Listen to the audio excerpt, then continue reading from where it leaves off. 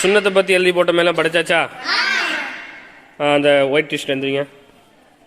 சுன்னத்து என்ற அரபி வார்த்தைக்கு வழிமுறை நடைமுறை என்ற அர்த்தம் கொடுக்கலாம்.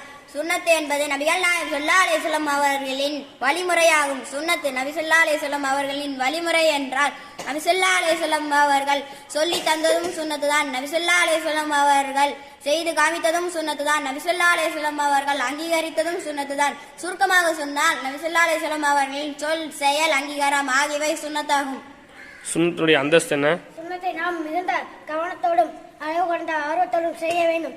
ஏனென்றால் ஒரு ஃபர்ல் முழுமையடைய சுன்னத்துக்கள் அவசியமாக இருக்கிறது.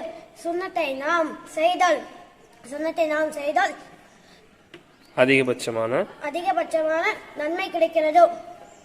சுன்னத்தை நாம் நேசிப்போம். சுன்னத்தை